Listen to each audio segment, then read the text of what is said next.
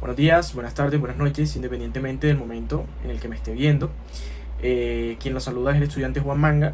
El día de hoy tengo a cargo, junto con mi compañero Camilo González, dar un breve pero sustancioso paso a través de la teoría del constructivismo. ¿Vale? Bien, a manera de inicio, formalmente se conoce como la teoría del constructivismo, una forma de entender el aprendizaje donde el estudiante no solo recibe información, sino que la construye por sí mismo.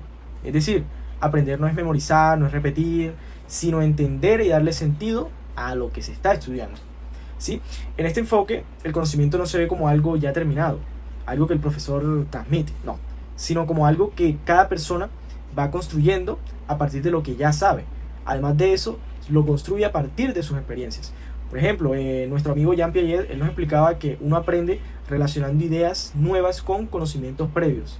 A veces, esa nueva información encaja fácilmente, pero otras veces no. Entonces, es ahí cuando uno tiene que cambiar su forma de pensar. ¿Sí? Justamente, eso que acabo de mencionar, en ese proceso, es donde ocurre el aprendizaje más significativo.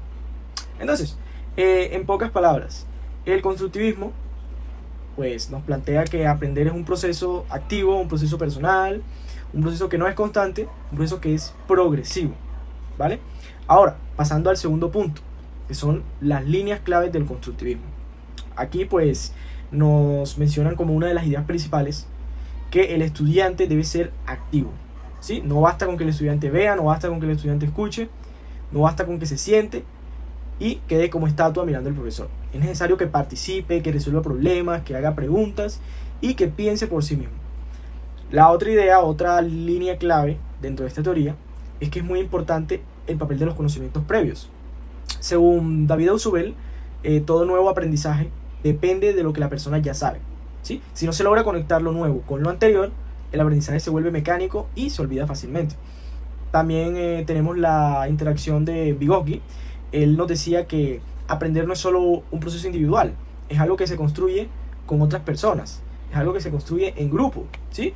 Entonces, implementar actividades como el trabajo en grupo, en pareja, las discusiones, los debates, ayuda a comprender mejor el tema que el docente está explicando, ¿sí? Como otra línea clave es el uso de los contextos reales, es decir, los contenidos deben relacionarse con situaciones cercanas a la vida del estudiante. Esto pues para que tenga sentido y más allá del sentido, que sea más fácil para ellos comprender lo que se les está educando, lo que se les está enseñando. Bueno, finalmente el error cumple un papel muy fundamental en esta teoría, ¿sí? En lugar de que lo evitemos, el error se aprovecha para entender lo que está pasando con el estudiante y ayudarlo a mejorar, ¿sí? Entonces, pues, la teoría del constructivismo nos propone una forma de enseñanza donde el estudiante es el propio protagonista de su historia, ¿sí? El propio protagonista de su aprendizaje, él construye conocimiento de manera activa, él se apoya en lo que ya sabe y él trabaja e interactúa con otros estudiantes.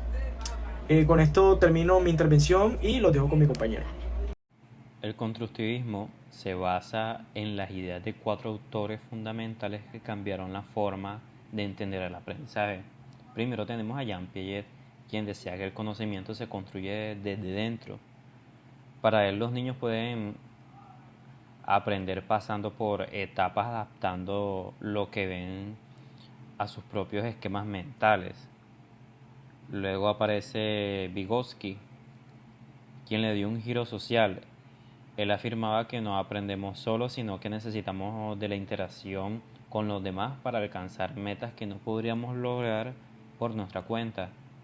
A esto se suma también David Hausfeld, famoso por el concepto de aprendizaje significativo. Él explicaba que para que alguien aprenda algo de verdad, la nueva información debe conectarse con algo que la persona ya sepa antes. Y por último, pero no menos importante, tenemos a Jerome Brunner, quien promovía el aprendizaje por descubrimiento. Según Brunner, el estudiante debe recibir la información ya lista, que debe ser él mismo quien con pequeñas ayudas por parte del profesor descubra cómo funcionan las cosas. En la enseñanza estadística, el constructivismo se aplica permitiendo que los estudiantes hagan ciencia en lugar de solo memorizar fórmulas. En lugar de darles una tabla de números inventados, el proceso comienza pidiéndoles que investiguen algo que les interese, como los gustos musicales de sus compañeros o el tiempo que pasan en el celular.